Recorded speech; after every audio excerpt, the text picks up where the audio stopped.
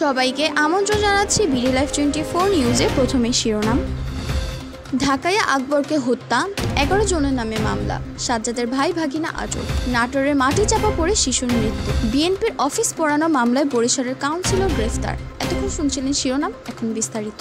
চট্টগ্রামের আলোচিত সন্ত্রাসী আলী আকবর ওরফে ঢাকায় আকবর হত্যাকাণ্ডে দুজনকে আটক করেছে র্যাপিড অ্যাকশন ব্যাটালিয়নের র্যাব একটি টিম। সোমবার 26 মে দিবাগত রাত 12টার দিকে নগরের পাঁচলাইশ থানা এলাকায় অবস্থিত একটি কমিউনিটি সেন্টার থেকে তাদের আটক করা হয়। আটককৃতরা হলেন ওসমান আলী সেগুন ও মোহাম্মদ আলভিন। তাদের মধ্যে ওসমান আলী বিদেশ পলাতক ও চট্টগ্রামের 8 মার্ডার মামলার আসামি সাজ্জাদ আলী ওরফে বড় সাজ্জাদের ভাই।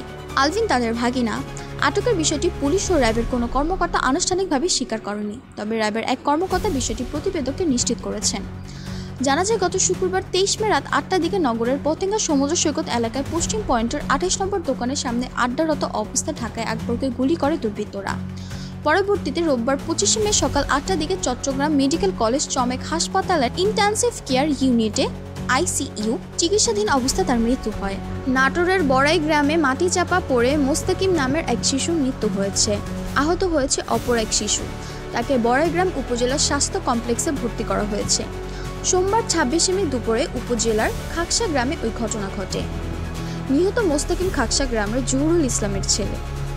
এলাকাবাসী জানায়, বড়াইগ্রাম উপজেলার খাকসা দক্ষিণপাড়া গ্রামের কাবিখা প্রকল্পের আওতায় গরিলা বিলে যাওয়ার জন্য রাস্তার পাশে মাটি কেটে রাস্তা মেরামতের কাজ চলছিল। মাটি কাটার কারণে সৃষ্ট নালায় নেমে দুপুর স্থানীয় কিছু শিশু খেলা করছিল। ওই সময় রাস্তার পাশ থেকে মাটি ধসে তার নিচে চাপা পড়ে মুস্তাকিম ও সাকিব নামের দুই শিশু। স্থানীয় কৃষকরা দেখতে পেয়ে সাকিবকে জীবিত উদ্ধার করতে পারলেও মাটির নিচে চাপা পড়ে মুস্তাকিমের মৃত্যু হয়। খবর পেয়ে পুলিশ ও স্থানীয় জনপ্রতিনিধিরা ঘটনাস্থলে পরিদর্শন করেন। বড়াইগ্রাম থানা পুলিশের ভারপ্রাপ্ত কর্মকর্তা ওসি গোলাম সারওয়ার হোসেন বিষয়টি নিশ্চিত করে বলেন, পরিবারের কোনো অভিযোগ না থাকা লাশ পরিবারের কাছে হস্তান্তর করা হয়েছে। বরিশাল সিটি কর্পোরেশনের বিবিসি 17 নম্বর ওয়ার্ডের সাবেক কাউন্সিলর গাজী আখতারুজ্জামান হিরুকে গ্রেফতার করেছে পুলিশ। রোববার 25 মে গভীর রাতে নগরীর ফকিরবাড়ি রোডের তার নিজ বাসা থেকে তাকে গ্রেফতার করা হয়।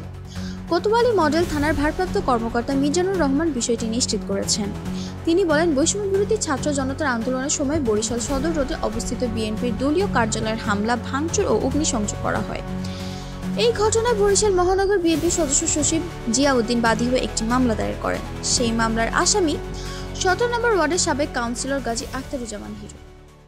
দেশ বিদেশের তথ্যবহুল সংবাদ সবার আগে পেতে বিডি লাইভ 24 নিউজ ইউটিউব চ্যানেলটি সাবস্ক্রাইব করুন ও ফেসবুক পেজটি ফলো করুন।